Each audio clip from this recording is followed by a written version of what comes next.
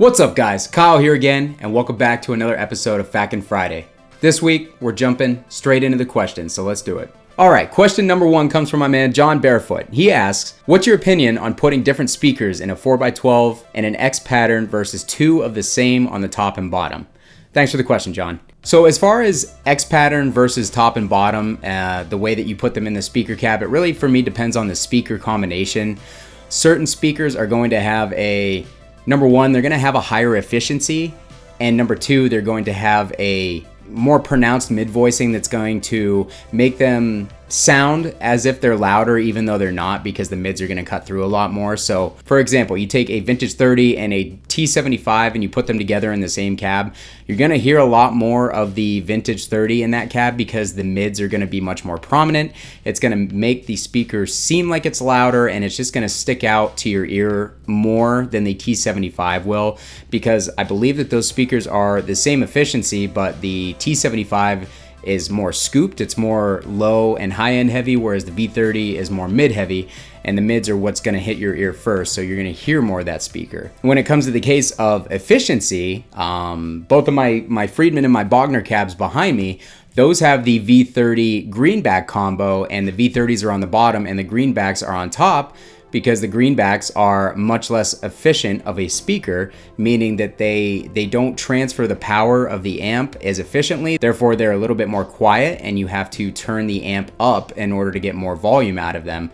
Whereas the V30 is more efficient and it's a mid-heavy speaker. So with that combination, you're naturally going to hear the V30 first because of the volume, and second because of the mid spike in it. So therefore, more manufacturers that are putting the greenbacks in with the V30s are putting the greenbacks up top, because the top speakers are going to hit your ear first. They're going to hit your ear before the bottom speakers. I mean, that also depends on how you have the cab positioned. It depends on if it's sitting on something, but most people are playing their 4x12 sitting on the floor, I would hope. And that top speaker is going to reach your ear first, whereas the V30 is going to kind of shoot, down directly parallel with the ground. So that sound isn't going to carry up as much.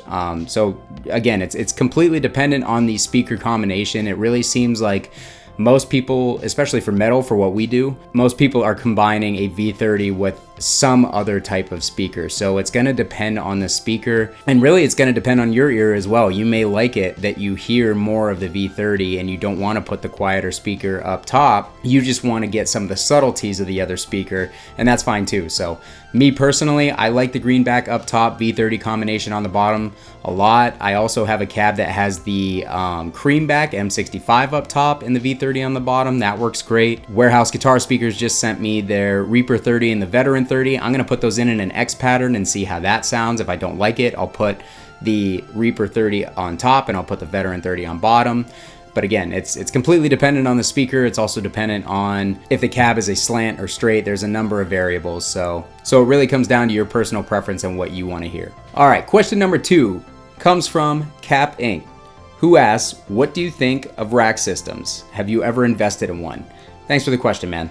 No, I have never invested in rack systems or rack gear. I've honestly never really even been interested in it. It's never appealed to me, just because I like the amp being an all-in-one unit. In my opinion, the amp is designed with the preamp section that complements the power amp section in a certain way that the designer had in mind in order to give you the full package.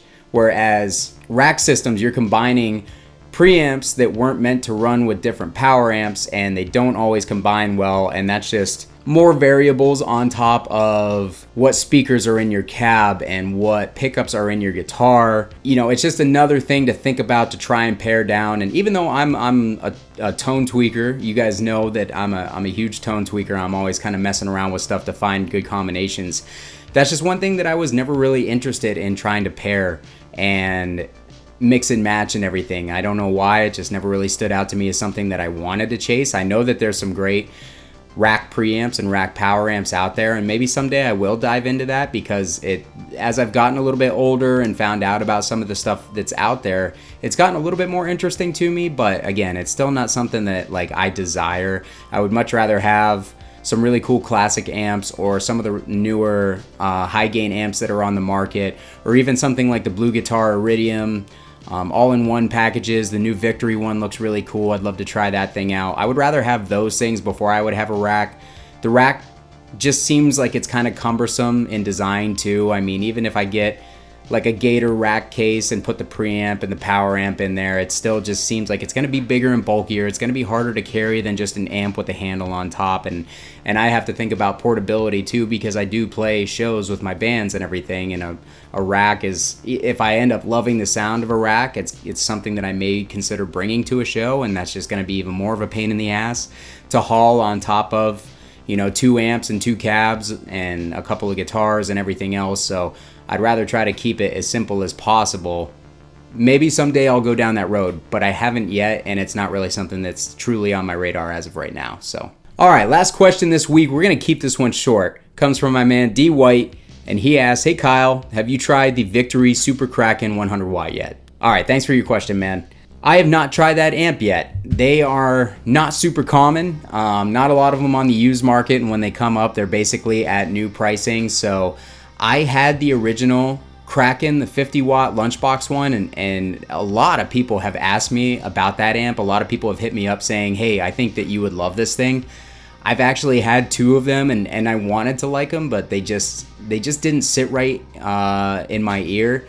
There's something about the mid frequencies. There was like a really annoying like upper mid frequency that just stuck out, that was just really grating and fatiguing to my ears. Like I could only play the amp a couple minutes before I was just annoyed with it. And I never really tried it in a band mix. More than likely it could have cut well in a band mix, but it just wasn't a pleasant sounding amp. It sounded like a 5150, and the Cocteau midsection of the 5150 got turned into this rounder mid that was still spiky, but not good sounding. I don't know. That's, of course, this is all subjective. This is my opinion, but people were always really surprised when I told them that I had those amps and I didn't really like them all that much. But there was just something about them, man, that just didn't hit my ear right. Every time I played it, my ears got fatigued really quickly because of that mid frequency, and it just made me not want to play it. On top of that, it was really noisy. It was a really noisy amp. Both ones that I had were noisy. Derrick actually had one, and he brought it to band practice one time, and it sounded good while he was playing it, but it was also really noisy, and he ended up not using it for half the practice because there was too much feedback. It was creating too much feedback, and it was getting annoying to everybody, so he ended up plugging into something else. So I'm really particular about 2 things on an amp. One is the bottom end, how it reacts, how tight it is, how punchy it is, and how it feels. The other is the presence. If the presence is placed lower in the frequencies, it's hard for me to explain because I'm not a guy that can look at a frequency spectrum and know exactly what I'm looking at, but usually I can tell if an amp has the presence located lower in the frequencies versus higher in the frequencies. When I started playing and getting into gear, my main amp was a PV6505, and you guys all know how the presence is placed on that amp. It's placed high, it gets sizzly, and a lot of people don't like sizzle in their tone, but I do. Like that was one of the things that I always liked about the 6505, and now when I look at other amps, if they don't have that kind of top end sizzle, and I'm not talking about it being like buzzy or like oversaturated, there's just a little bit of sizzle in the presence. If an amp doesn't have that, then I usually don't bond with it. Some good examples of that are the Randall Diavolo. It doesn't have that real top-end sizzle in the presence, and the Egnator Vengeance also was the same way. It just sounded... I was trying to get the amps brighter, but they would get harsh without having that top-end kind of sizzle that I like. And the Kraken is the same way. It was the same way. It was a bright amp. It was definitely not a dark amp, but the top end, where the treble and the presence and everything was placed, it just didn't hit my ear right. So it was an amp I really wanted to like. The form factor for a 50 watt amp, it was about the same size as my PRS MT15. So it's got a great form factor. It's a good looking amp. In theory, it should be something that I really, really liked, but I just didn't like it. So anyways, your question was about the 100 watt, not the 50 watt. No, I have not played the 100 watt because 1, they're hard to get, and 2, I really haven't gone out of my way to look for one because I didn't like the 50 watt very much. So that doesn't mean that I won't like the 100 watt. I would definitely like to get my hands on one and put it through its paces and do a good demo for you guys as well and let you know my honest thoughts on that, because it's another amp that I think looks cool on paper. I should be in love with it, but once I get it in my hands, maybe different. I don't know. You know, I may love it, I may hate it. We'll see, but I would like to. So now you got me thinking about trying to find one. So if you guys see one for a decent price used, or know anybody who might be willing to loan me one sometime, probably next month, because this month I'm completely swamped with demos already. It's stuff I got to get to.